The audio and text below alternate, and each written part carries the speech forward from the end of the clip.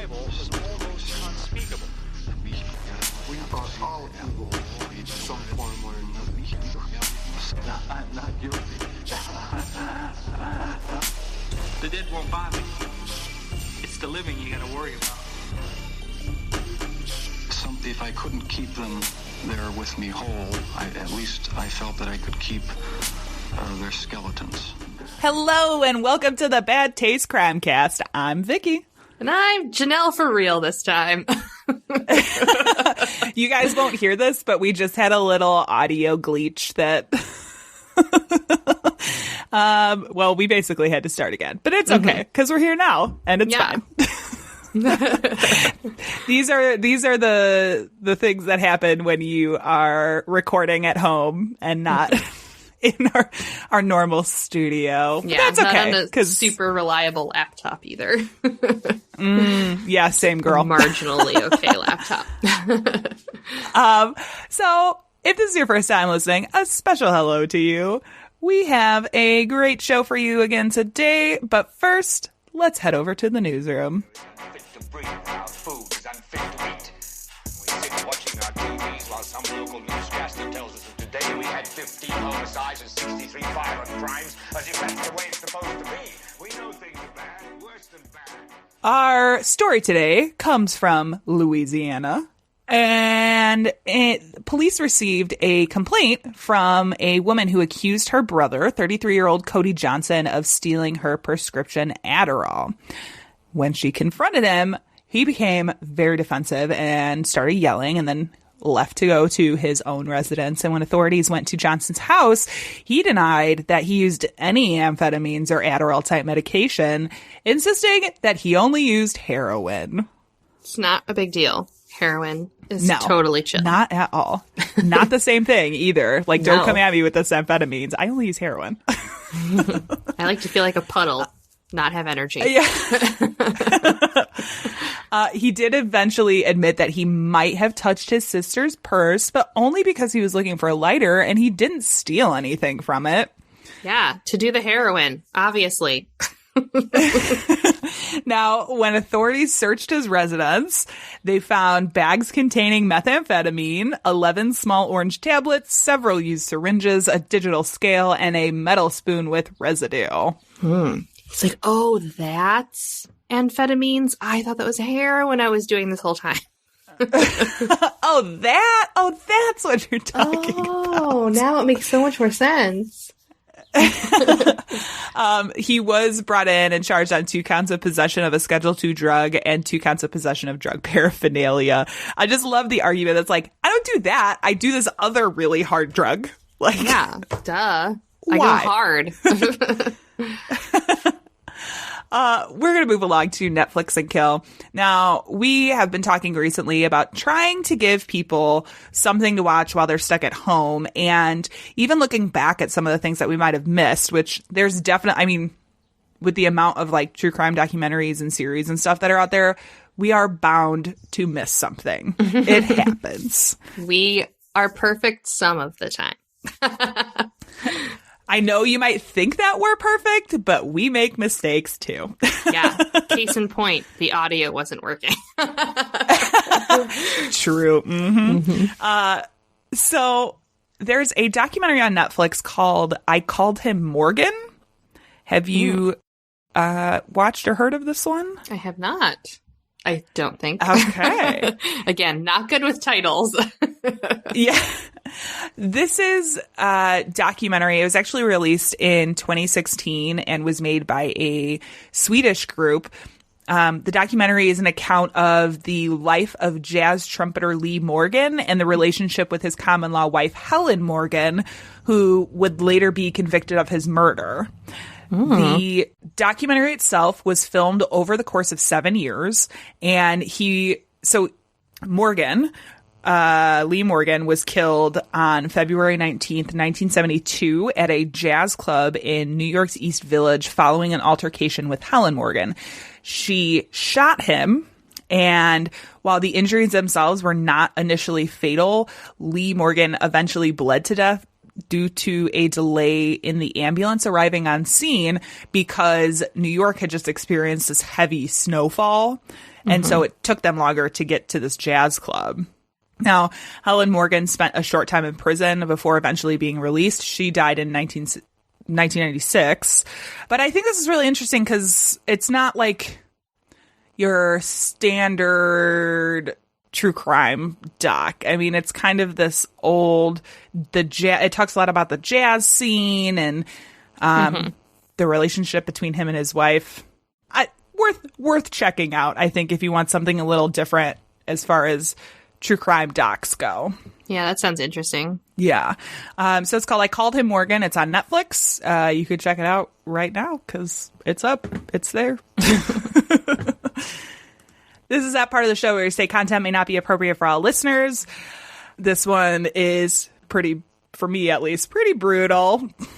But hey, if you didn't come here for brutal, what did you come here for? Exactly. So today we are talking about the state of Maine. I've driven through Maine when I was in Canada. You know, it's funny because I was thinking about this. I don't think I've really been to any part of the New England region. Normally, when you live, especially where we live in the Midwest and in Illinois, you normally go north. A lot of people up here go north to Wisconsin and do that thing. I go all over. East, south, southwest. Yeah. But I've never been to anywhere in the New England region. And Maine has always been a state that has been interesting to me from like a crime perspective.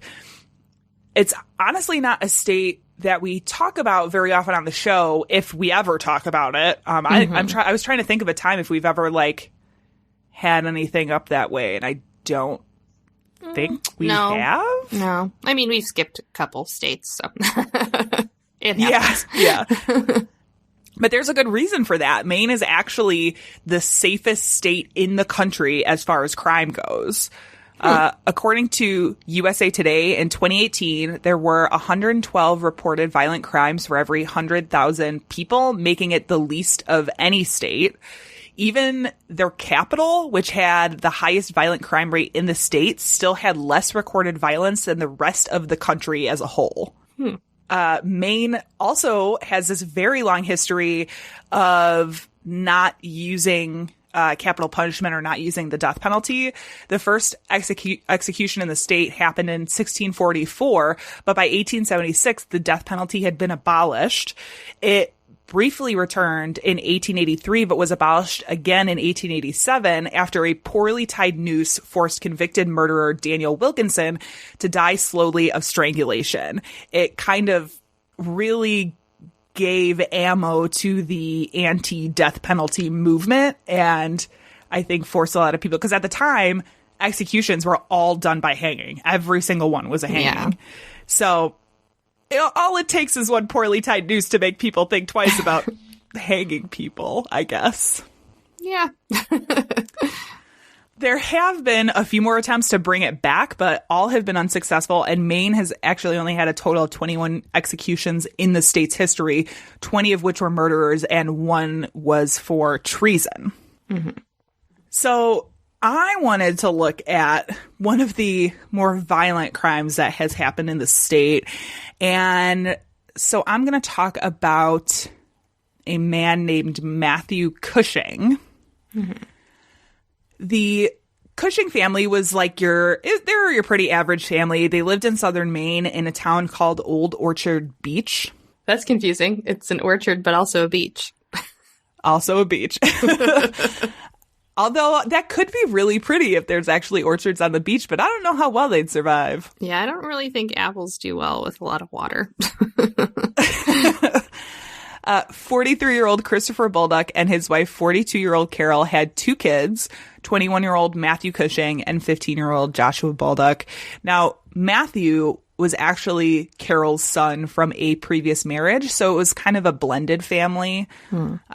But people around the Bulldogs had said that Christopher had always treated Matthew as his own son, although later Matthew would dispute this by saying that he had been abused, but it doesn't seem like that's actually accurate. At 21, Matthew was attending the University of Maine studying European history. Now, during his college days, as so many people do when they go off to college, they get a little experimental, and Matthew started drinking heavily and got really into doing cocaine. I thought you were going to go a very different route with that. Oh, no. I'm talking about drugs. Drugs. He got into like doing cocaine so much so that it seemed to be affecting his moods, and he became really agitated and manic with very obvious personality changes. And this is really common in drug addiction when it gets real bad. Yeah. There are a few things that are mentioned in court documents that seem to have happened around the same time that were all seeming to be contributing factors in a motive. Now, first, Matthew had actually decided to take a small hiatus from school in order to backpack around Europe, but was incredibly upset when Christopher and Carol refused to pay for it, insisting that he continue taking classes. But this seemed pretty minor when Matthew had actually found out that his mom and stepdad had decided to separate. He didn't really feel like divorce was an appropriate recourse and wanted to keep the family together, but was also concerned about his mother's ability to support herself financially and was really worried about that. Mm-hmm. It was at this point that he began researching things on the internet, such as the best places to stab people. Okay. Like a location on the body or in the world? Yes. Oh, no. Like a location on the body, like where Top the best 10 points on the most body were to stab people. Epic places to stab someone in Door County. You know, that's where my mind went. Presented by BuzzFeed. Yes. He also went ahead and acquired a stun gun at this point. During later court proceedings, authorities said they had found some writings that had indicated he had issues with homosexuality. They always said issues with homosexuality, but it was implying homophobia. This is important because prosecutors brought up in court that it was believed his stepfather, Christopher, was in a gay relationship. And that was part of the contributing factors to why his parents were splitting up. He wouldn't act on any of these impulses until one day in February 2008. According to later interviews with Matthew, he has said, although he was agitated about the divorce of his parents, it wasn't until that day that he was suddenly struck with the urge to kill Christopher, although he has admitted to having thoughts of killing before that day. But I think it's pretty obvious that there was some planning put into this with like all the research and stuff that he was doing beforehand. Yeah. We will circle back to that. It comes up later, but we're going to come back to that. On the morning of February 20th, 2008, Matthew left his student apartment in Old Town and drove to the family home in Old Orchard Beach with a knife and a stun gun in his possession. He didn't actually park his car at the family home, but instead parked it downtown and then walked to the home.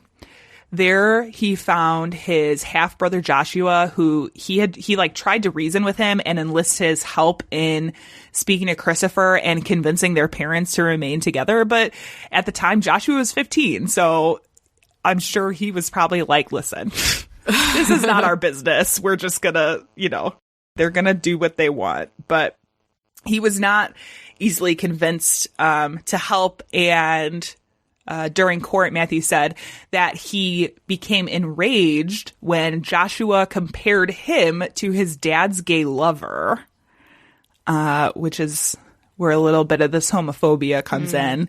Yeah. And he became so enraged that he began stabbing him repeatedly. Now, around this time, between 2:35 p.m. and 2:40 p.m., Carol called her husband, Christopher, to say that she had actually noticed their son's car parked at a dog park, which was weird because he was supposed to be at college, right? But she decided to continue on her way home. She was going home to check on Josh. About a half hour later, at 3:30 p.m., Christopher attempted to call Carol, but he wasn't able to receive an answer. Now, in the meantime, Carol had arrived home to find her son Matthew, something that she wasn't really expecting. And so she began questioning Matthew as to why he was home, and then started asking him about where Joshua was. At this point, Matthew attacked his mother, stabbing and strangling her to death. I'm doing a lot of head shaking. I realize you can't see. Yeah. Yeah. I was like, I'm surprised Janelle's not reacting to that. Like, it's the nonverbal cues. I was like, oh, yeah. Yeah. This is an audio format, you idiot. Mm-hmm. Dear God, why? Now, Christopher was alarmed that he wasn't receiving the answer from the residents, and so he decided to go home to check out what was going on. And when he arrived, Matthew was there waiting for him and subdued him with the taser before also stabbing him to death as well. Police received a phone call at approximately 5:40 p.m. from a neighbor of the Bullducks saying there was an alarm that was going off at the residence, and then at 5:42, they received a call regarding a possible fire at the residence. Turns out that Matthew had decided to attempt to start the house on fire in order to cover up the murders. After setting the fire, he hopped into Carol's car, drove it to where he had parked his own car at the dog park, and then switched cars and returned to his college apartment. When authorities arrived on scene, the house was on fire, but it was able to be put out as the fire itself was not burning very well. It wasn't like a crazy out of control house fire. It was just like on fire, kind of. They put it out when they got there, and fire investigators were able to enter the home where they discovered the deceased bodies of Christopher, Carol, and Joshua. They unfortunately, and I know you're going to hate this, they also found the family dog had died. Always. Because the dog had been trapped in the kennel when the fire started. They, along with finding the bodies of the family, they were also able to determine two possible points of origin for the fire, one in the kitchen where Christopher's body was found, and in the first floor hallway. As always, we have to put a disclaimer here about fire investigations and fire science. It's always the glue. This one I actually felt pretty comfortable covering because they also recovered a melted red plastic gas can. So it was like not any of this weird, we're bringing a dog in to smell this possible accelerant. It's like they literally found a gas can like in the living room. I think the obvious assumption can be made. Yes, I would say probably on purpose. So along with the melted red plastic gas can, they found a lighter, 2 cell phones, and a digital camera. It was known to police that there was another member of the family that wasn't at the residence, and so police began to seek out Matthew to sort of see what he knew. When he was finally located, it was at his student apartment in Old Town, where they found him dressed in a pair of PJ pants and socks with cuts all over his hand. But he was pretty cooperative in the beginning and agreed to speak with the Maine State Police. Now you're gonna love this because this is definitely a what moment. But as they were questioning Matthew, he initially denied everything, and then he tried to explain the cuts on his hands as coming from cutting a thick piece of steak. A thick piece of steak? Yeah, which I'm also wondering, because necessarily able to find like any images that they took when they took the evidence or anything, for reasons that will be explained later. But I'm wondering, they made it sound like he had multiple cuts on his hand, and I'm thinking, how out of control was this piece of steak that... Yeah, what kind of fucking knife are you using? A butter knife? Oh my God, which would be impressive to get a bunch of cuts in your hands as well. I mean, you can stab yourself with a butter knife pretty bad. If you're trying to cut into something hard and difficult, and then you jam it into your hand, for sure. Oh, I guess I've never been that violent with a butter knife. Because you're like, oh, it's not going to cut me, so I'm going to use it to try to, like, I don't know, separate something. Yeah. And then it slips and it stabs you because it's still a knife. Well, well, now I know. Now I know to be more careful with my butter knives. Yeah. Now, according to the affidavit submitted by police, when Matthew was asked about his whereabouts on February 20th, he said, quote, he had been at the University of Maine Orono campus walking around between the hours of 11 a.m. and 12 p.m. He had stated he was depressed and emotionally charged, thinking about the past with his biological father, Paul Cushing, end quote. So at that moment, he decided that he wanted to drive to his biological father's house to confront him about their past. Now, he went as far south as a town called Damariscotta before he had to pull over on the side of the road to cry because he was just so overcome with emotion.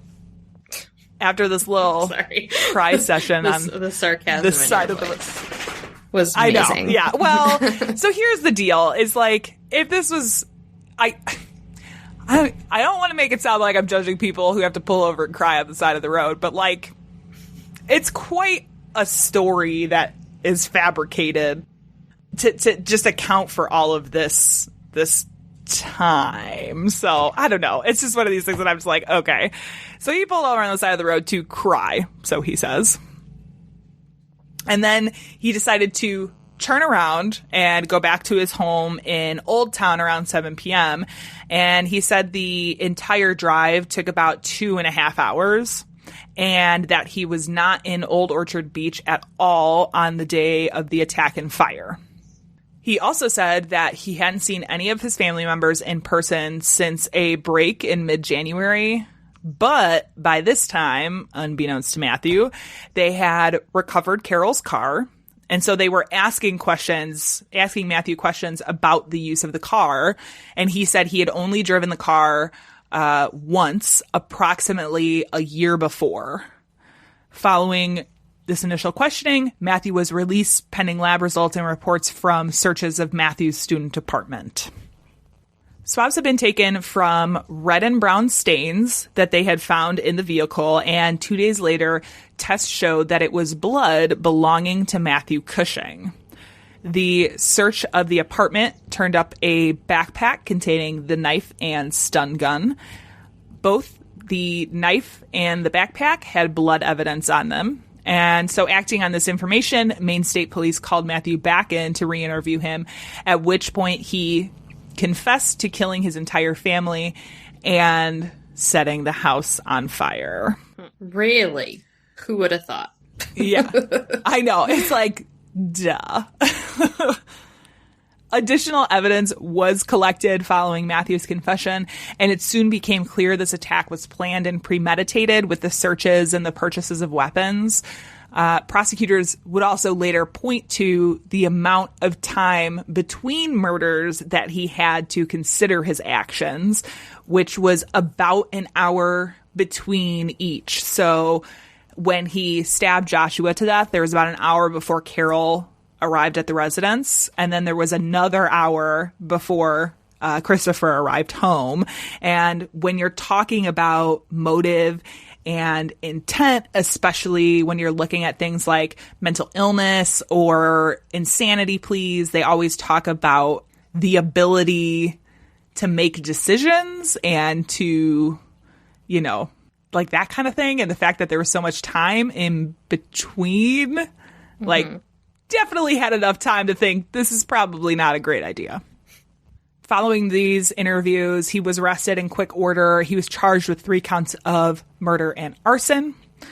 Almost a year after his arrest, Matthew pled guilty to all 4 counts without any plea deal. Defense attorneys had said he really wanted to take responsibility for his actions, which is why they opted to do it without a plea deal. Mm-hmm. So they say, that's again one of those things I'm like, okay, well. Ultimately, he would be sentenced to 3 life sentences, something that was actually a first for the judge presiding over the case. He had never sentenced anybody to life before. Oh. I know, which that's kind of why I wanted to talk about Maine's history as far as criminal justice goes, because these kinds of big crimes that happened in Old Orchard Beach, like that's not the standard. That's a very rare for something like that to happen there. There was some question to his mental state at the time, and while his mental evaluation remains sealed, it was revealed that he had thoughts and images of killing people years before this happened. Yeah, that's not very surprising. Yeah, and unfortunately, I think had his family known that he was having these thoughts, they would have probably tried to help him. But it's also a really difficult thing, I think, for somebody to come out and say, listen, I'm having thoughts of killing people. I think this is a problem because, you're never sure how somebody's going to react or, it's like your secret. And so a lot of times these things go unknown until it's way too late. Mm-hmm. Now, interestingly enough, a lot of Matthew's family came to his defense at the time of trial, saying they couldn't understand what would have driven him to do such a thing. Even Christopher's father, Dick Bolduc, pleaded for something less than life in prison. He was kind of just like, this isn't him. Like, obviously the sentence fits the crime, but it's not. I don't want to say they said it wasn't his fault, but they were just like, we're not sure why this happened. He needs a lighter sentence. I don't know. It's family love, I think, but. Or denial. Yeah, also that. That definitely was not a sentiment that was shared by everyone in the family. The family itself seemed kind of split between wanting to get some leniency and wanting to literally just lock him away, throw away the key. Unfortunately, because Matthew pled guilty right away, there are many details that would have been revealed over the course of a trial that we may now never know. But most importantly of all, the true reasons why Matthew did what he did are probably never going to be revealed. Mm-hmm. He hasn't ever said much about the crimes other than to read an apology in court. He has done a few interviews since going to prison. There's one he did with Investigation Discovery that we'll post in the research links section of this episode. That was kind of interesting, but it really is nothing of substance. Most of them are that kind of thing where they kind of seem to be avoiding the large questions. It's like, why did you do this? In this clip from Investigation Discovery, Matthew tries to explain, it was that at that point that morning that I knew I was going to kill Christopher. Mm-hmm. She straight up is like, yeah, but how long before that did you buy the stun gun? Like, wouldn't you say then you knew 2 months before when you bought the stun gun? A little more premeditation. Yeah. And a lot of times when you see convicted murderers in that situation, they definitely do their best to explain it away or try to deflect or, you see it all the time. But currently Matthew remains in prison and doesn't seem to be wanting to give up any additional information anytime soon, at least. Yeah.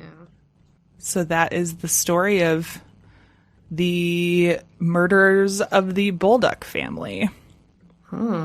Well, that was a wild ride. Thank you. Yes, of course. Had a little bit of everything. Murder, arson, fleeing the scene. Being an overall just fucking weirdo.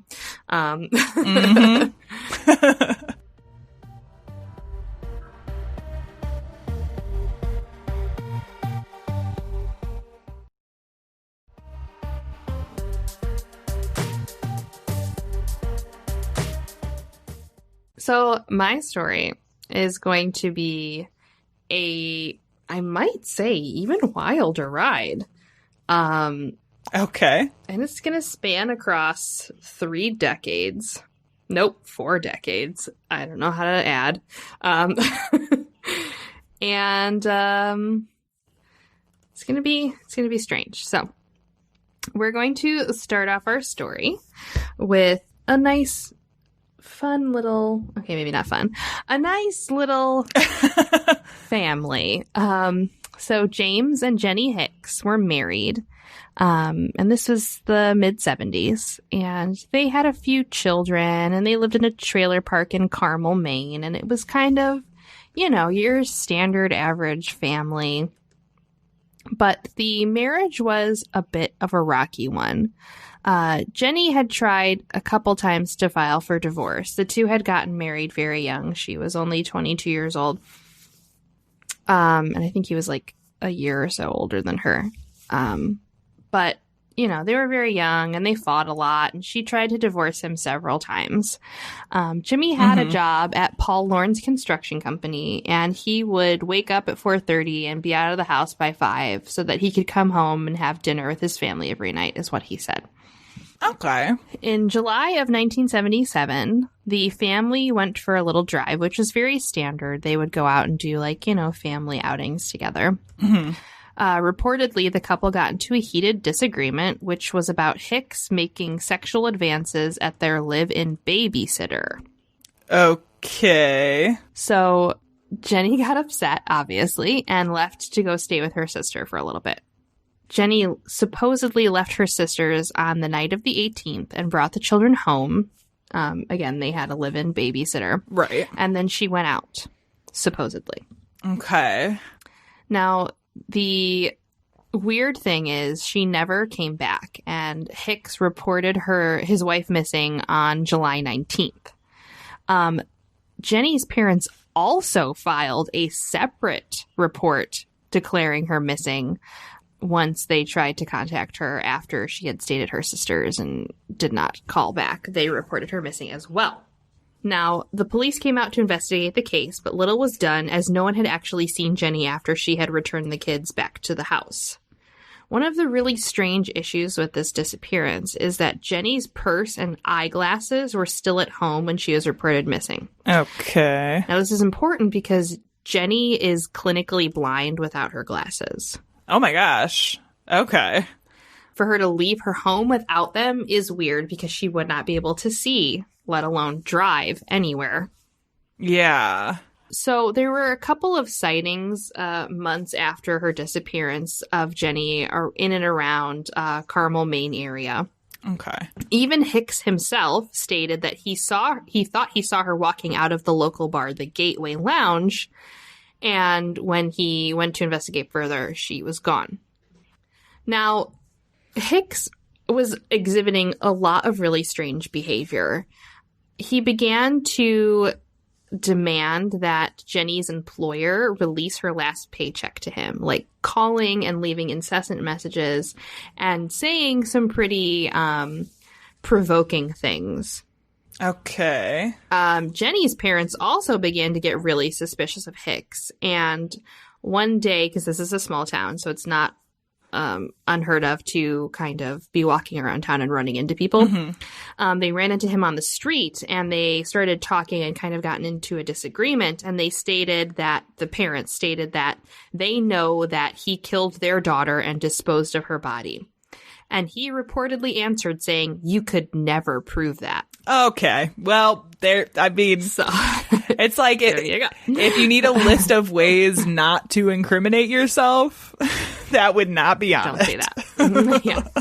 So Jenny's parents hired a private investigator, and really the case didn't go anywhere.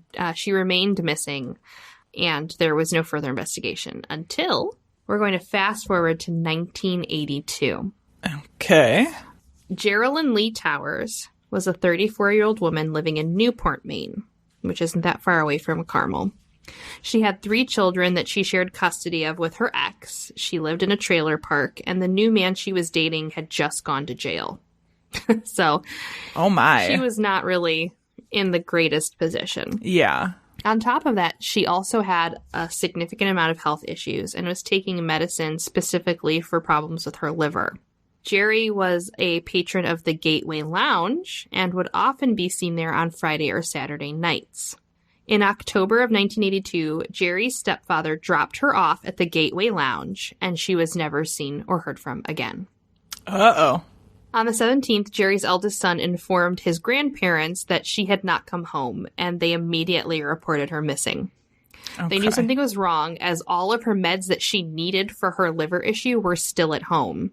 So she wouldn't go anywhere without those again. Okay. I feel like he's... I don't know if he's intentionally, like, picking women that have some sort of malady, but, like, again... Maybe just Maine has very feeble people in it. I don't know. Just feeble. Maine is the feeble state. Yeah. So they report her missing and immediately are concerned. The stepfather was like, okay, we dropped her off at the Gateway, so let's, figure out if anyone saw her. So they go to the newspaper and they ask them to run a missing persons ad. And after a short while, tips begin coming in. Someone reported seeing her with none other than fucking Hicks. Another bartender actually confirmed this as well. So there was 2 people that confirmed seeing Jerry with Hicks. Damn. They went to inquire about the coincidence and visited Hicks at his trailer. Once there, Hicks appeared very agitated and kept pacing and drinking copious amounts of water, like slamming glasses of water. Okay. So the police pressed him, and he stated in a statement that he was at the Gateway Lounge and maybe he might have seen Jerry there, but he wasn't sure about it because he wasn't really sure what she looked like. When pressed even further, he stated he might have walked out of the bar at the same time as her. It's like, well, maybe we left at the same time. Trying every which way to kind of be like, I saw her, but I didn't see her, Yeah, which, let's be real, like, people can sort of see through that. They look hard enough. Mm-hmm, definitely. While the police were questioning him in his trailer, his live-in girlfriend Linda arrived home and, kicked them out. It was very weird. She was like, get out of my house.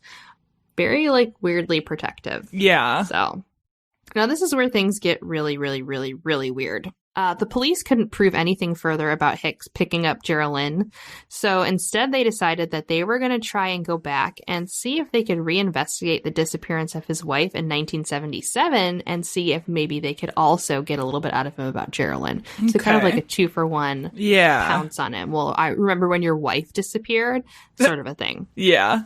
So they pulled in other women that he had dated and, were asking them questions, one of which of these women was named Fern. And Fern stated that she saw him a couple years ago dispose of a mattress that looked like it had blood stains on it. Now, there was no body and there was a significant lack of evidence in both cases, but especially in his disappeared wife case. Right. They only had on record the fight and that she disappeared without taking the things that she needed. Mm-hmm. So they were really stretching. It's also extremely difficult to bring forth a case without any physical evidence. Yeah. But you know what? They did. Wow. The case actually did go to trial in 1984. They called tons of witnesses for the prosecution. People were saying all kinds of random ass stuff, and a lot of it is very hearsay. This one gentleman who lived in the trailer park with him said that he saw lots of ropes and cinder blocks in the bed of his truck. They also talked about the babysitter and the sexual advances and Jenny's parents' issues. So I'm going to read from a the actual indictment. So this is the state of Maine versus James Hicks, and it was a 1985 decision. So I'm going to just kind of briefly read about the information so you can get a better idea directly from the statement here. Girl, you know I love a good court document. Oh, yeah. Court documents are the shit. And I was very surprised. I had a very difficult time finding information about this case, but there was a couple sporadic court documents, and I was able to find quite a few newspaper articles that I could pull from, too, like scanned in newspaper articles from microphage. Like, it's crazy. And you know that's my jam. Yeah, it is. Microfilms, microphage is my jam. Mm-hmm. Okay. So in July of 1977, the defendant, his wife, and their two children, Veronica, age 6, and Sean, age 2, were living in a trailer park in Carmel. Jenny was known to be a loving, responsible mother. She was employed by the Penobscot Nursing Home in Brewer as a kitchen worker and began studying for a certification as a nurse's aide. She was described by her employer as reliable and motivated and appeared enthusiastic about the prospects of furthering her education. In order for Jenny to continue working, she asked Susan Matley, a 15-year-old girl from Massachusetts, to move in with them and care for the children. Susan accepted the offer and became the Hickses' live-in babysitter in June of 1977. The arrangement seemed to suit everyone involved until the defendant made sexual advances towards Susan on July 17, 1977. Susan told Jenny about the incident the following day. On July 18th, Jenny, along with Veronica, Sean, and Susan, went to visit Jenny's sister, Denise Clark. Veronica asked if she could stay with her aunt during Miss Clark's vacation. Jenny and Miss Clark agreed that it would be fine if Veronica spent the night. Jenny indicated that she would bring home Veronica's clothes to her the next day. Jenny also told her sister that she would drive her to the dentist when she arrived with Veronica's belongings. Before leaving her sisters, Jenny declared her dissatisfaction with the defendant, James Hicks. She told her sister that the defendant would be moving out the next weekend and that if for some reason he did not leave, she would move out. She declared that she would never leave the children with him. So, I'm going to kind of skip over this part about her baking a cake because it's not important. Important enough to put in the indictment, apparently. Yes. So, it was just saying that she was at home making something. The defendant came home. They ate dinner. They had the argument about the sexual advances. He questioned Jenny, and she responded that they would discuss things later. James Hicks reported that he tried to kiss his wife goodnight, and she would not let him. She showed extreme displeasure with his actions, and they threw dishes. During the early morning hours of July 19th, a neighbor of the Hickses reportedly heard Jenny Hicks screaming, a man swearing, and a small child crying. This neighbor specifically recalled that Jenny screamed, "Oh, stop, Jimmy, please stop," or "Stop, you're killing me." The Hickses' trailer then became quiet, and she noted that there was a light on inside. Soon thereafter, the neighbor heard noises that resembled the sound of wood being chopped or sawed. Ugh. Oh, man.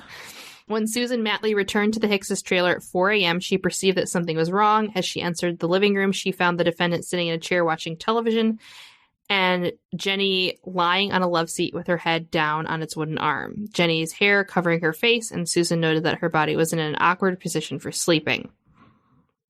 Susan remembered seeing Jenny wearing a blue fuzzy bathrobe at the time. After Susan went to her room and got into bed, she heard slippers scuffling across the floor and then heard the trailer door open. Susan was afraid to investigate what she had heard. She hid her head under the covers and eventually fell asleep. So, on July 19th, sometime before 6 a.m., the defendant called Linda Elston and asked if Jenny was there. Mrs. Elston had not seen Jenny that morning. He mentioned that he had attempted to reach Jenny at the trailer, but there was no answer, and he needed to tell her where to find the keys to his truck. Susan testified that she never heard the phone ring and awoke only when she heard Sean crying in the doorway of his parents' room. Susan continued testifying that she looked in the trailer for Jenny, but Jenny was gone. Her glasses and purse were on the kitchen table, and the truck was parked in the driveway. The defendant normally drove the truck to work rather than the Hickses' car. Susan knew that it was odd for Jenny to have gone somewhere without her glasses. Jenny's vision was extremely poor. Susan testified that she found Jenny's second pair of glasses in a dresser drawer and determined that none of Jenny's clothing, except for the blue fuzzy bathrobe that Jenny was wearing, was missing. and that she appeared to be missing. The defendant returned home from work sometime between 3:30 and 4 p.m. He asked Susan where Jenny was, to which Susan replied she had not seen Jenny all day. Susan told him that Jenny had left without her glasses, but he expressed no great concern and stated that Jenny only needed her glasses for reading and driving. Not true. The defendant then left the trailer for 1 or 1.5 hours and returned home to tell Susan that she and Sean were going to his mother's house. Apparently, he had previously stopped at Jenny's parents' house to ask if they had seen Jenny. He explained to them that she had left without taking the kids or her glasses. They, too, had not heard from their daughter. Upon arriving at his mother's house, the defendant left Susan and Sean and went somewhere with his brother George for about 2 hours. When the defendant, Susan, and Sean went back to the Hickses' trailer later that evening, Susan noted that a light had been turned on and Jenny's glasses had been taken. The defendant commented that Jenny must have been at the trailer while they were gone and left with her glasses. Approximately 4 days after the disappearance, Jenny's father noticed the defendant scratching his arms. The defendant claimed he had contracted poison ivy at work. According to the defendant's supervisor at the site, it was highly unlikely anyone could come in contact with poison ivy on the job. So, there is the groundwork for the case and the indictment. Okay. Basically, what they're saying is he murdered his wife in their trailer and disposed of her body somewhere in the woodland area, possibly with the help of his brother. Okay. That he got rid of the glasses after the live-in babysitter made mention that, you know, she left all of her belongings there. So there's a lot of things. And he laid the groundwork for her disappearance by going over to her parents' house and to talking with her sister, being like, have you seen her? Yeah, he definitely went to pretty extensive lengths to make it look like she had either just left or had been kidnapped or something. So, yikes. Yeah. So they definitely posited it as she had left. Yeah. Of her own free will. Yeah. So that went to court. And after 9 hours of deliberation, the jury came back with a guilty verdict of 4th-degree homicide. Okay. So he was sentenced to 10 years in prison, which was the maximum sentence. Again, they did this all based off of eyewitness accounts and pretty much zero evidence or a body, which is very unheard of. Yeah, and I don't know that you would be able to get much of a higher charge without a lot of that either. Yeah, but also take into consideration this is the early 80s, so right. This type of homicide also wouldn't have that much of a sentence anyway. Now, while in jail, Hicks, he had a girlfriend, and he was trying to marry his girlfriend, Linda, and was unable to marry her and to even remotely be able to fill out a marriage license because his wife had not been declared dead. So there's tons of these really ridiculous newspaper articles that I came across interviewing Linda about how much trials and tribulations she was going through to try to get married to this fucking scumbag because his wife was not declared dead. She was missing.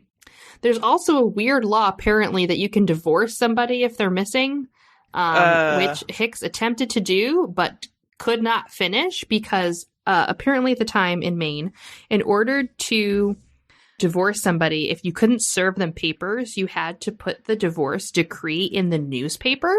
Oh my God. Okay. And it was very expensive to do so. Yeah. So if you couldn't serve the person, obviously she was missing, so they couldn't serve her with divorce papers. Right. They had to put it in the newspaper. He couldn't afford to put it in the newspaper because it cost too much. Yeah. So because he couldn't either divorce her and she was not declared dead, they were not able to get married. After much back and forth and a couple of more interviews with the newspaper, they finally had a death certificate that went through, and they declared his first wife dead. So Linda and Hicks were able to get married in jail in 1985. Aww. Yeah, oh, so Not. cute. Not. Hicks was released after only serving 6 years of his 10-year sentence, and so he was released in 1990, so that's the end.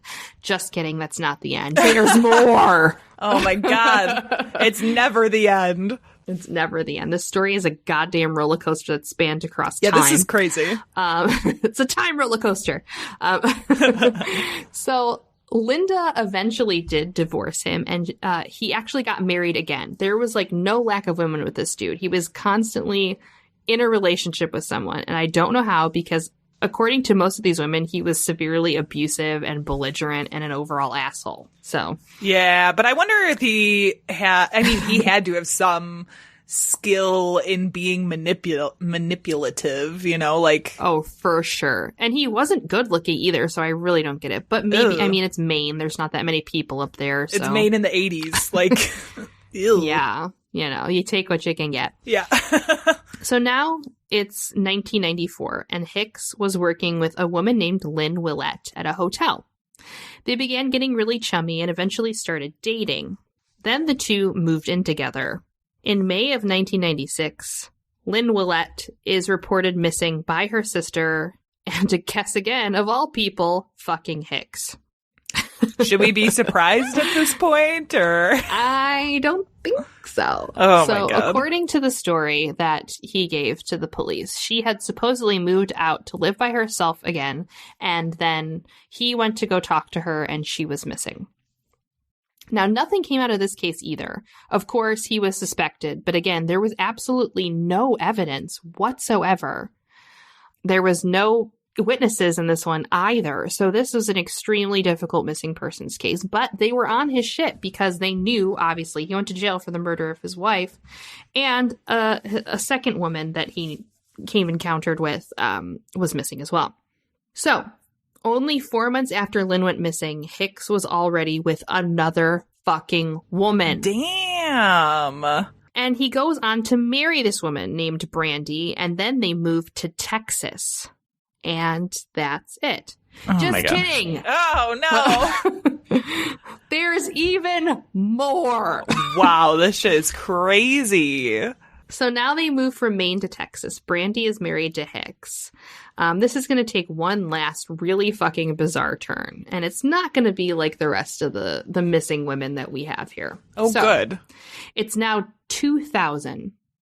Hicks was convicted in Texas of holding a gun to the head of a 67-year-old woman, forcing her to write a check to him of, I think it was like $1,000, and to sign over the title to her car and then write a suicide note. Wow. So he broke into this woman's home, told her to do all these things. He planned to drug the woman and drowned her to make it look like a suicide. Oh my God. But somehow the 67-year-old lady escaped. That is fucked up. Isn't it? Okay, I don't understand how it went from 0 to 10, how he went from, like For real. murdering women that he lived with or, you know, had sexual encounters with, to breaking into a 67-year-old woman's home to steal all of her things and stage a suicide. Yeah, that's pretty extreme. So the woman escaped. She identified the dude. They picked him up. While he was in custody, obviously being taken care of for this crime, he confessed to killing those women previously. Yes. Wow. So he was convicted for to 55 years in prison because he cut a deal with authorities where he would agree to direct the authorities in Maine to the bodies of the 3 missing women in exchange for serving his time in Maine instead of Texas. Because, as we all know, Maine doesn't have the death penalty. Exactly.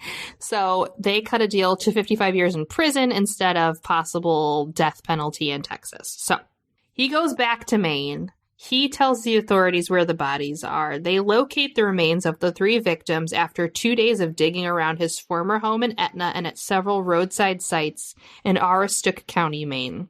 The remains of his former wife and Towers were found 100 feet apart next to the home where he grew up. Willett's remains were found in a concrete bucket buried next to the road in Aroostook County.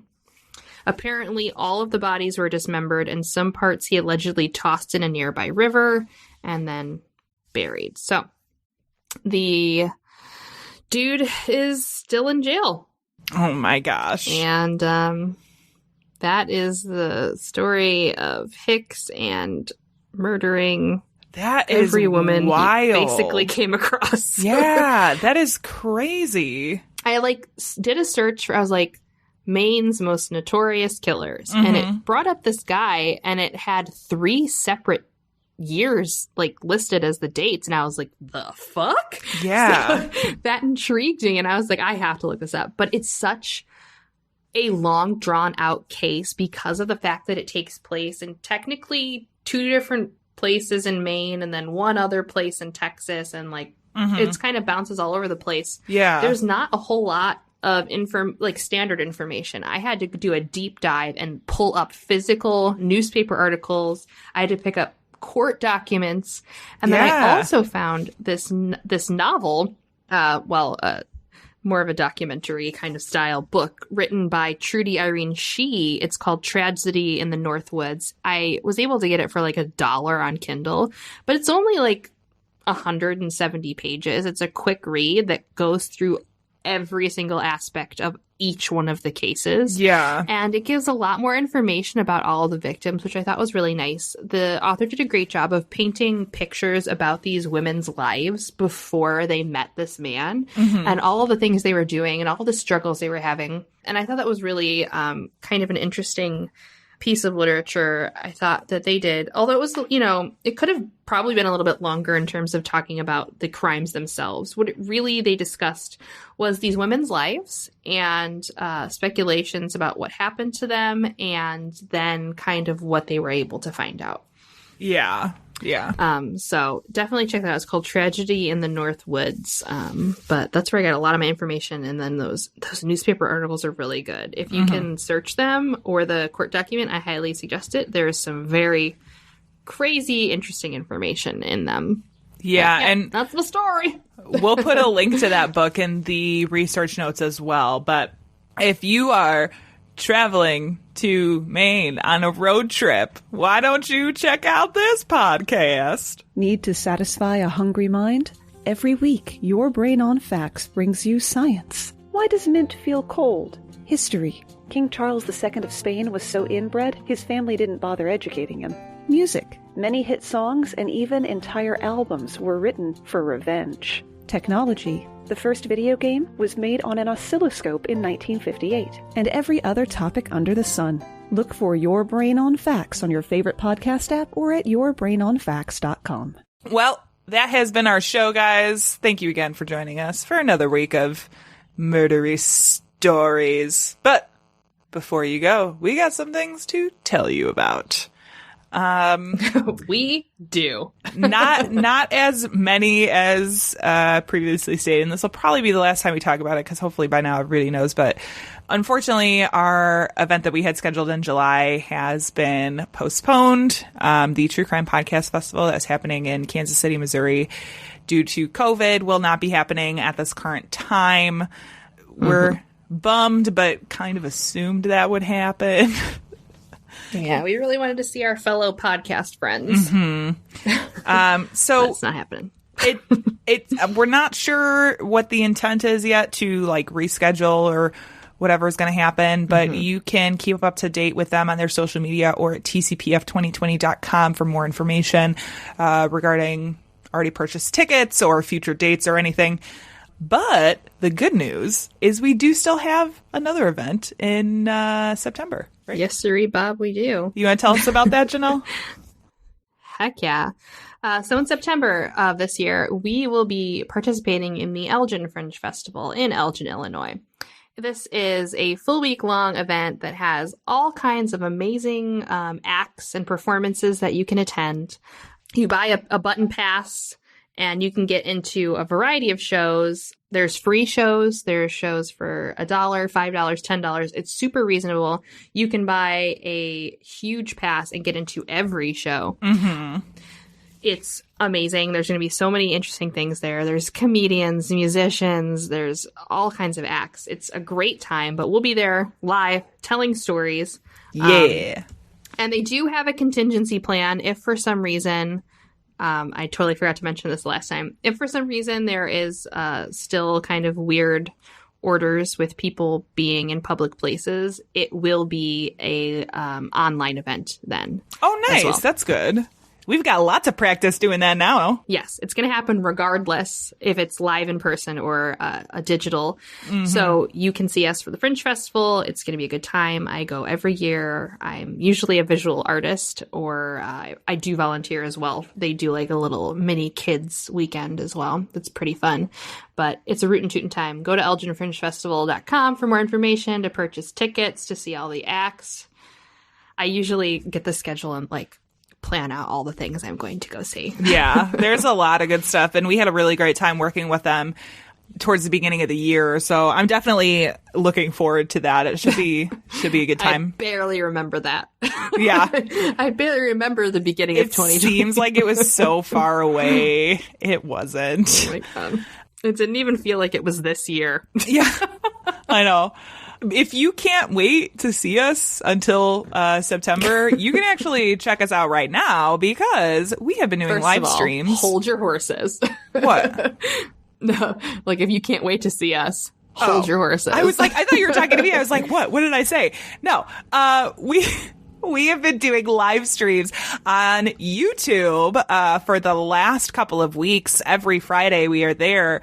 You can go to youtube.com, search the Bad Taste Crimecast, and take a gander at all the bullshit we decide to talk about on Friday nights. Yeah, it's a fun time. It is. As you said, weeks. It has been months, Vicky. Well, I mean, technically there's weeks and months, right? I know, but it has been so much longer than we think. It has. It's definitely, we've been doing this for a couple of months. Part. But it's really fun. It gives us an opportunity to connect directly with you guys. So if there's anything you want to hear us talk about on there, you can let us know. But we've also started posting all of our episodes to YouTube. So if that's an easier way for you to listen to audio, then go for it. It's there. It's available. Yeah. There's no excuse not to listen to us. It's true. You can also find all of the audio at badtastecrimecast.com. And while you're there, you can navigate on over to the donate page where you will find our Patreon for tons more extra content. Tons. Oh my Literally gosh, so tons. much more BS from me. Yeah. Yeah. If you love Opinions O'Malley, hop on over to Patreon. Oh my God. Yeah. That Patreon is full of Janelle Opinions O'Malley. Yes. There's a couple interviews. There's some cocktails and conspiracies. I mean, it's a wild ride, but just $1 a month, you can get some extra content if you're, jonesing for us in between weeks. While you're there, you can also check out merch. We talk about it all the time. I'm not going to harp on it, but it's there at the website. There's a merch page. It's fine. Us on your body. Not literally like merch. with tattoos, but Put our merch on your body. The merch, yes. Yes. Merch yourself with us. What? Oh God. That being said, I think that's all we've got for you today. Our sound and editing is done by Tiff Fullman. Our music is by Jason Zakshevsky, the Enigma. Burr, burr. I still don't have the hype button. Yeah. I'm your hype button. We will be back with you in 2 weeks. Stay safe and goodbye. Bye. Left their bodies on the hillsides along the highway.